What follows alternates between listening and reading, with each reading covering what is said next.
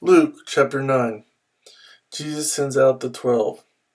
When Jesus had called the 12 together, he gave them power and authority to drive out all demons and to cure diseases.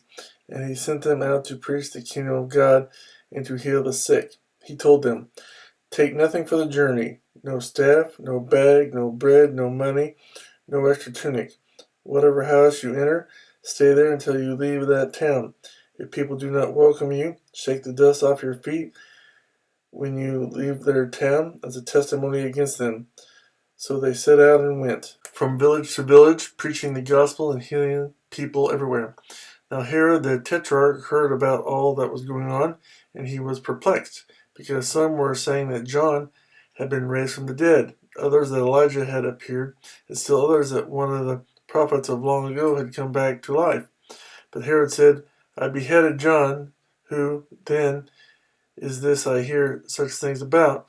And he tried to see him. Jesus feeds the 5,000. When the apostles returned, they reported to Jesus what they had done.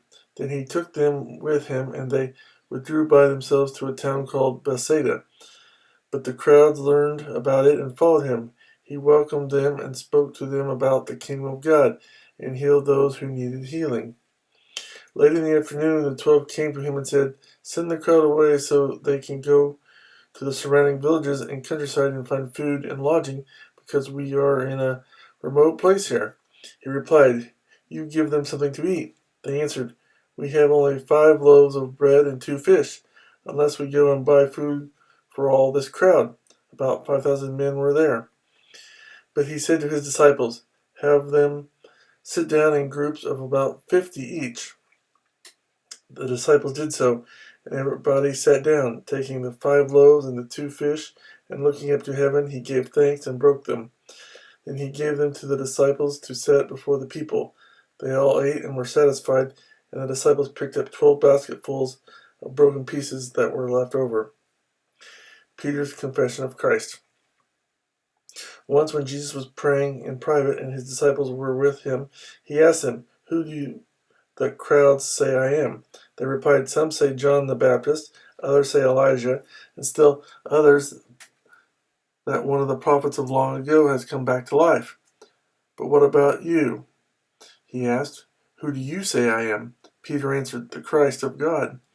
Jesus strictly warned them not to tell this to anyone.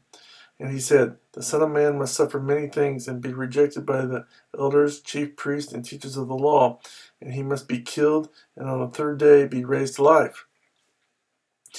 Then he said to them all, "If anyone would come after me, he must deny himself and take up his cross daily and follow me. For whoever wants to save his life will lose it, but whoever loses his life for me will save it. What good is it for a man to gain the whole world and yet lose or forfeit his very self? If anyone is ashamed of me and my words, the Son of Man will be ashamed of him when he comes in his glory and in the glory of the Father and of the holy angels. I tell you the truth, some who are standing here will not taste death before they see the kingdom of God." The Transfiguration. About 8 days after Jesus said this, he took Peter, John, and James with him and went up onto a mountain to pray.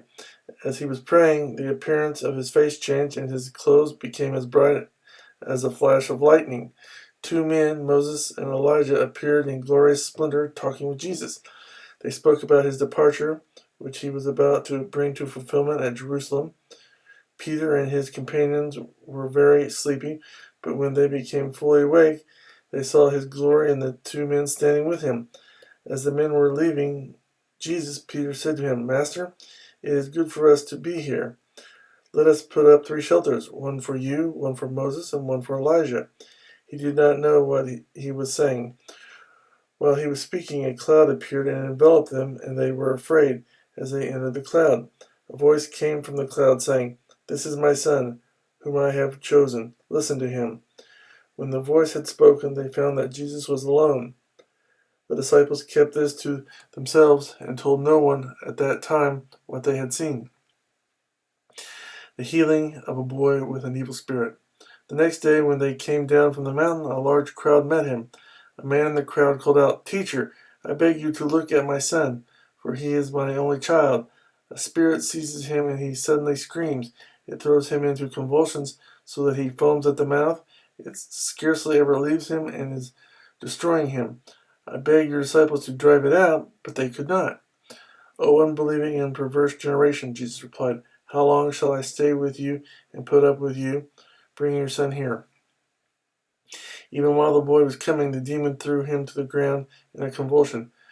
But Jesus rebuked the evil spirit, healed the boy, and gave him back to his father. And they were all amazed at the greatness of God.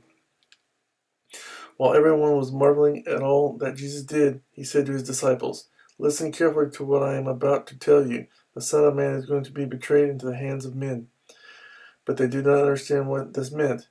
It was hidden from them, so that they did not grasp it, and they were afraid to ask him about it.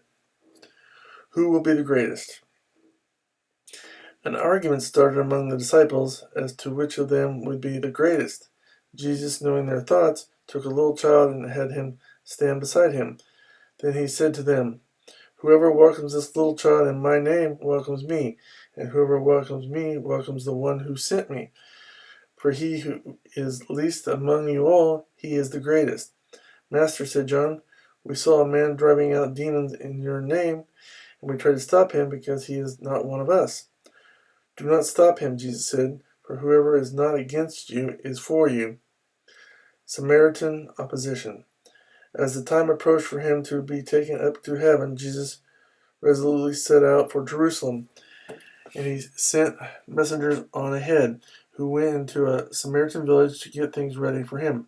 But the people there did not welcome him because he was heading for Jerusalem. When the disciples, James and John, saw this, they asked, Lord, do you want us to call fire down from heaven to destroy them? But Jesus turned and rebuked them, and they went to another village. The cost of following Jesus.